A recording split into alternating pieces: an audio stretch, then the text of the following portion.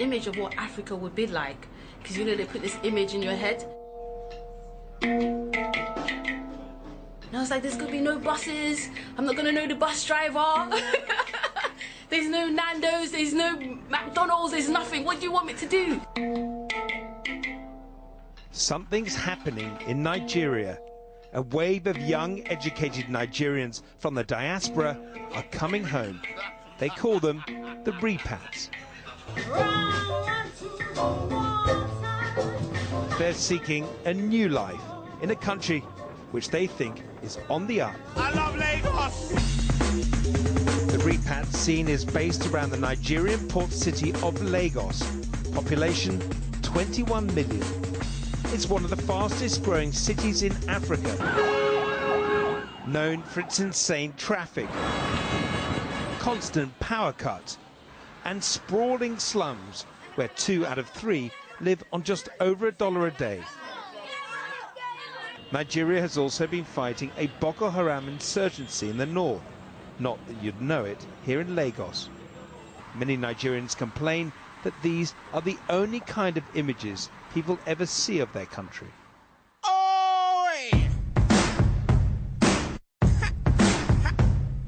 This is another image of Lagos, an upwardly mobile generation who see massive opportunities here. Yeah, I was born in the UK. I was living in the UK my whole life. Came back to Nigeria, and it's been crazy. It's been like a roller coaster. I'll tell you that for free, but it's been fun, and I have no regrets whatsoever. Lagos is home now. Africa is where it's at. So if you're not in Africa, come back. Welcome back, Erika. Action. I first bumped into Aisha Shaba when she was recording an episode of On the Couch. Welcome back to the show. We're still on the couch and we are talking about career dynamism. Yeah, that's what I was going to say. A popular show on the Spice TV fashion channel. Yeah, a lot of people are coming back now, you know, and I think that's such an amazing thing because what we need to do is we need to build our own environment. Aisha hit the big time in Nigeria after landing a part in the country's biggest soap opera, Tinsel. See you tomorrow on set. Bye. It's bloody knob. She spent most of her life in London, but 4 years ago she decided to come back to Nigeria, and she has no regrets. First of all, the salary is much more. We get better job opportunities, and lifestyle is much cheaper for me. This is actually quite cheap. Actually, this costs like less than $100, so that's less than like £40. Which is not too bad. Yeah. What's that, power cut? Yeah. Things like that happen. It's called magic. Crossing the road is really, really dangerous.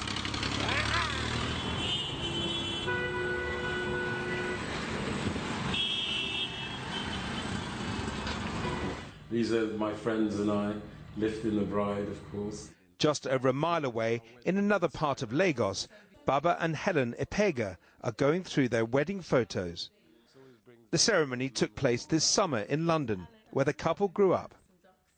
Despite both having successful careers, they decided to uproot and make a new life together in Lagos.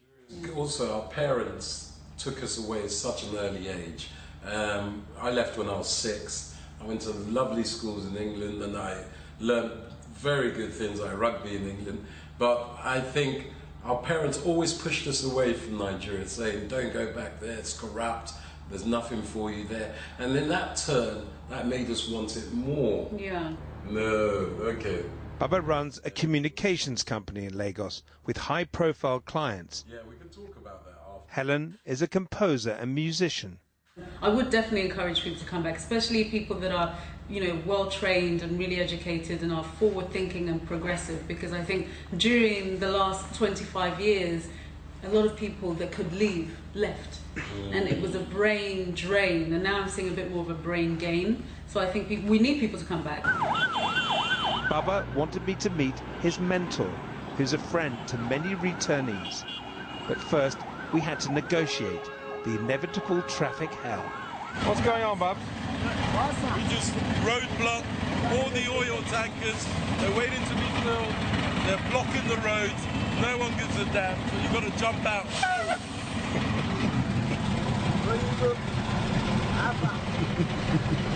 After an hour, we were finally on our way.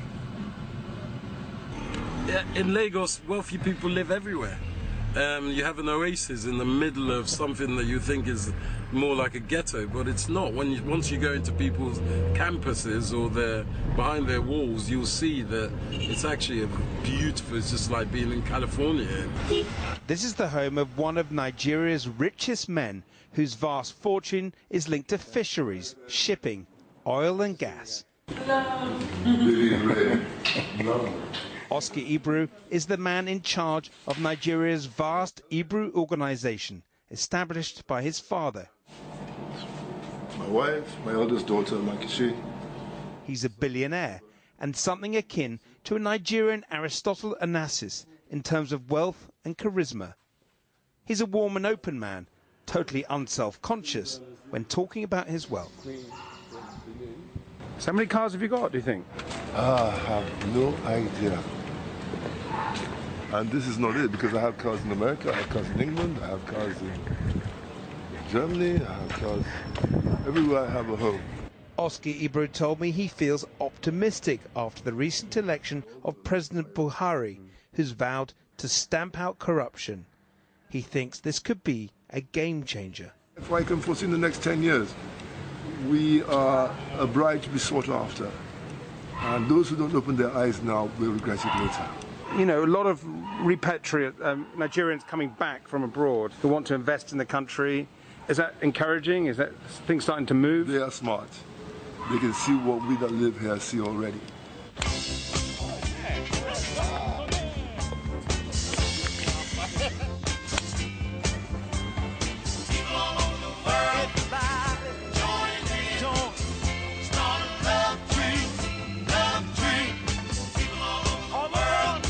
Oscar Ibru is actively involved in the movement to encourage Nigerian repats to return from the diaspora. And if you don't come and take a look, you're never going to find out. You'll sit there, you'll miss the train. So people of the world, come and join us. Join the love train.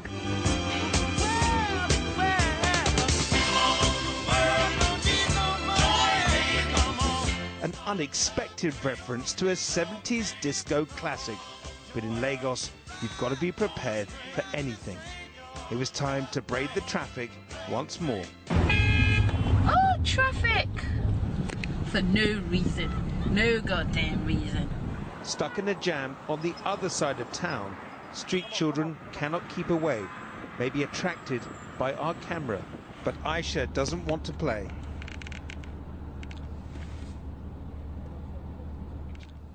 Slipping into Nigerian pidgin, Aisha finally snaps. Why are you begging? Why are you begging? Why your mama they tell you say me you come beg? She don't want me you go school. She don't want me you sell. Why you know if you sell voucher? You know you like begging. I don't say you don't like begging. So why should they tell you say me you beg? I don't like how they use you now they beg. It's not good. I'll speak to you later. Please wind this window. They have no reason to beg. Nigeria is in a different, like I said, there's a different system now. Like people are able to create employment for themselves.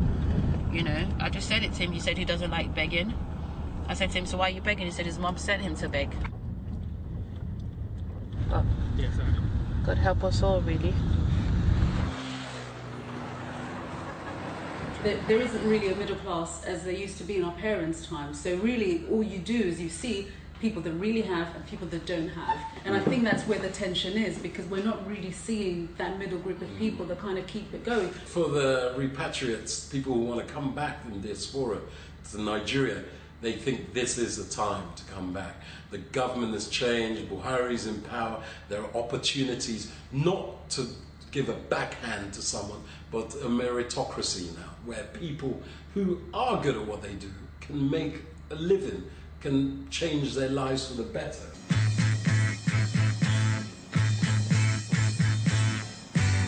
If you want to avoid the hassle of the Lagos traffic, do as Oscar Ibru does. Take the speedboat. Now, that land actually belongs to my family. Living the dream, living the dream.